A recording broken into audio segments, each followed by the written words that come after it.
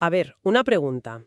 ¿Es posible transformar por completo una región, culturalmente, espiritualmente, empezando con, no sé, un puñado de seguidores? Es la pregunta del millón, ¿eh? Pues la historia que vamos a analizar hoy nos plantea justo eso, un escenario que parece casi una leyenda. Tenemos a un líder, siglo III, que llega a su tierra y se encuentra con que solo 17 personas comparten sus ideas. Solo 17. Solo 17. Y décadas más tarde, al final de su vida, la tradición cuenta que en esa misma región quedaban pues solo 17 personas que no las compartían.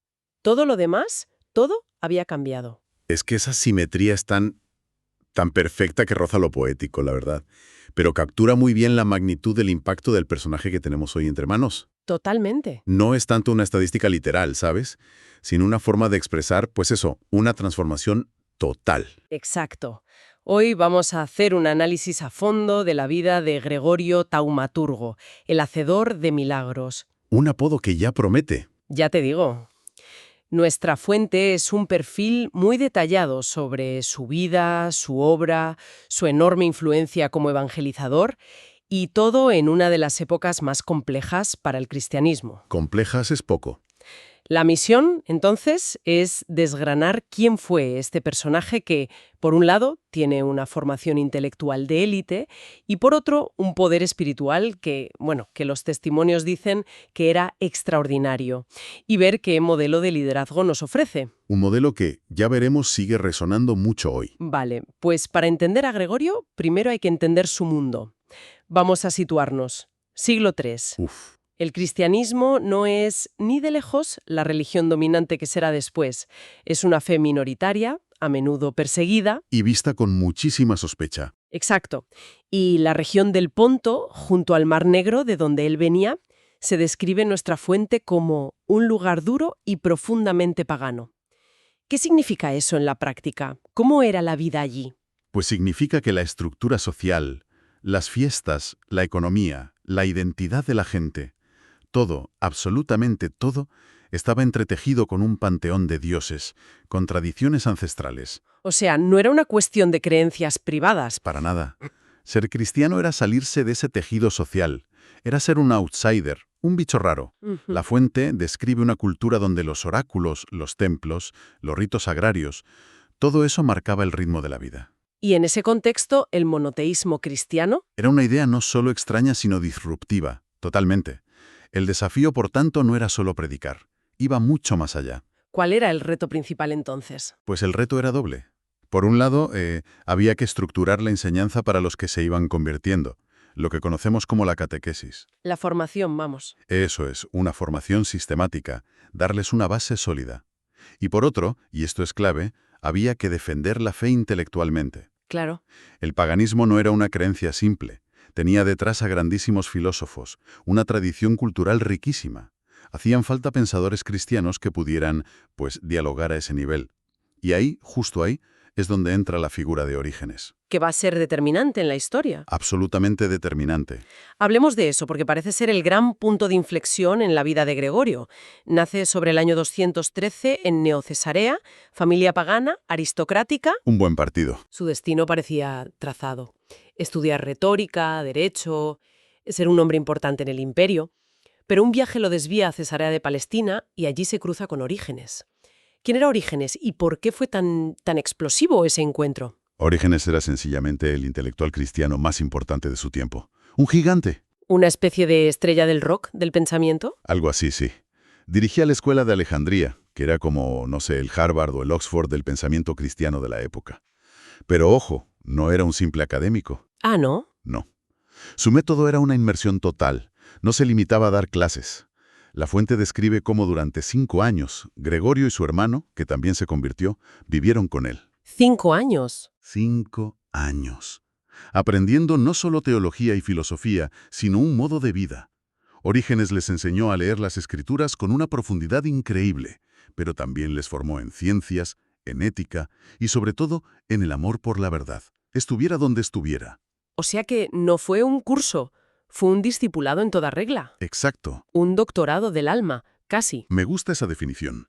El propio Gregorio lo describe en una frase que cita nuestra fuente que es preciosa, dice: Orígenes encendió en mí el amor por la sabiduría divina. No le dio solo información, le transmitió un fuego. Justo eso.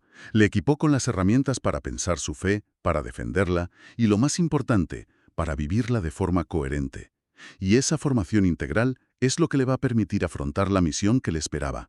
Y esa misión arranca hacia el 240, cuando Gregorio vuelve a su tierra, a Neocésarea, y se encuentra con esa pequeña comunidad. Esos 17 cristianos. Esos 17 que lo eligen como su obispo. Y aquí volvemos a esas cifras que parecen imposibles. La tradición dice que pasa de 17 creyentes a alejar solo a 17 paganos en 30 años. La pregunta es obvia. ¿Cómo? Claro. ¿Nos da la fuente el secreto de esa transformación tan radical? Sí, sí que lo da. Y lo fascinante es que el secreto no tiene nada que ver con el poder político, que no tenía, ni con la fuerza. La fuente lo atribuye a un método pastoral muy concreto. A ver. Se puede desglosar en 5 pilares. Primero, una vida de oración constante. Segundo, una vida santa como testimonio personal. Esto es importante. Importantísimo. Tercero, una predicación clara y accesible. Para todos. Cuarto, signos concretos de caridad, sobre todo con los más pobres. Y quinto, una paciencia inmensa. Me quiero detener en 2 de esos puntos. El primero, una vida santa como testimonio. Suena muy bien, pero ¿qué implicaba eso en el día a día? Pues implicaba que la principal herramienta de evangelización no eran las palabras, eran los hechos. La comunidad cristiana, con Gregorio a la cabeza, se convirtió en un polo de atracción por su forma de vida. ¿En qué sentido? A ver, en una sociedad con desigualdades enormes, ellos cuidaban de los huérfanos, de las viudas. En un mundo donde la venganza era común, ellos practicaban el perdón. Entiendo. Su integridad en los negocios, su generosidad, su unidad, todo eso generaba una pregunta en sus vecinos paganos. La pregunta era, ¿por qué viven así? Y su vida era la respuesta. Era la respuesta más elocuente. La fuente usa una frase que es potentísima. Transformó la cultura no con imposición, sino con santidad. No con imposición, sino con santidad. Es muy potente. Y el otro punto, inmensa paciencia. Esto choca, frontalmente con nuestra cultura de la inmediatez. Totalmente. La fuente da a entender que hablamos de un proceso lento. Absolutamente. No se trataba de conversiones en masa de un día para otro. Hablamos de un trabajo de 30 años. 30 años. De construir relaciones personales, de acompañar a las familias, de estar presente en los momentos de dificultad.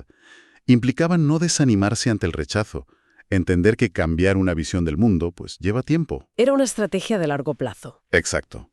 Basada en la confianza, en el respeto, no en la confrontación.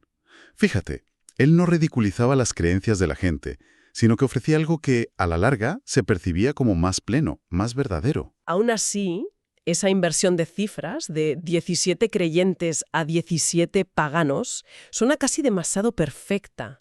¿Aborda la fuente si esto es una cifra literal o si es más bien una hipérbole para destacar su éxito? Es una pregunta muy pertinente. La fuente lo presenta con el lenguaje de la época, que a menudo usaba los números de forma simbólica. Para expresar una idea. Exacto. Los estudiosos coinciden en que es poco probable que la cifra sea matemáticamente exacta. Más bien, es una forma de decir que la transformación fue tan profunda y generalizada que el paganismo se convirtió en algo residual. ¿En algo anecdótico? Justo. Pasó de ser la norma a ser la excepción. Y el número 17 al principio y al final, pues crea un marco literario para subrayar un cambio de paradigma total. Entendido. Pero Gregorio no era solo este pastor carismático. La fuente insiste mucho en su faceta de pensador, de teólogo. Menciona una obra suya, La exposición de la fe. ¿Qué tenía de especial ese texto para que se siga estudiando hoy? Pues para entender su importancia, hay que pensar que en el siglo III la doctrina cristiana todavía se estaba formulando. Había muchísimas preguntas en el aire. La principal, supongo, sobre la naturaleza de Cristo. La principal era, ¿quién es Jesús? Exactamente. Y el Espíritu Santo. Pues su exposición de la fe es una joya de concisión y profundidad. Es de las primeras formulaciones claras de la Trinidad. De un solo Dios en 3 personas. Exacto. Un solo Dios en 3 personas distintas, Padre, Hijo y Espíritu Santo. Se anticipa en décadas a las definiciones de los grandes concilios de Nicea y Constantinopla. O sea que fue un pionero. Totalmente. Usa expresiones como que el Hijo es nacido no hecho, para afirmar su divinidad, y defiende también la plena divinidad del Espíritu Santo. Demuestra una claridad de pensamiento asombrosa para la época. Y esto nos lleva a la otra cara de la moneda. Su apodo no era el teólogo, No, era taumaturgo, el hacedor de milagros. ¿Cómo conecta la fuente estas dos facetas que parecen tan distintas? El intelectual profundo y el hombre de los prodigios. es que esa es la clave. La fuente no las ve como dos facetas. Las ve como una sola realidad. ¿Cómo es eso? Su profunda vida de oración y su claridad teológica, su unión con Dios, eran la raíz de la que brotaban esos signos extraordinarios. Se subraya que los milagros no eran un espectáculo. No eran para buscar protagonismo. Para nada. Se describen como frutos de una fe total y de una humildad radical. No eran el objetivo, sino la consecuencia. Y la tradición, que la fuente recoge, está llena de historias que lo ilustran. ¿Nos puedes contar alguna? Para hacernos una idea de lo que se contaba de él. Claro, hay una muy famosa, la de dos hermanos que se disputaban la posesión de un lago. Estaban a punto de empezar una guerra entre sus familias. Vaya. Llaman a Gregorio para que medie, y él pasa la noche en oración junto al lago. A la mañana siguiente, el lago se había secado por completo. ¿Cómo? Se había convertido en tierra cultivable que se pudieron repartir, y se acabó el conflicto. Qué bueno. Y otra leyenda cuenta que durante la construcción de una iglesia, una roca enorme bloqueaba los cimientos. Imposible moverla. Tras una oración de Gregorio, la roca se movió sola. Sean hechos históricos o leyendas, el mensaje es claro. El mensaje es que la gente percibía en él una fe tan poderosa que podía alterar el orden natural para resolver conflictos y ayudar a la comunidad. El milagro siempre tenía un propósito pastoral. Siempre.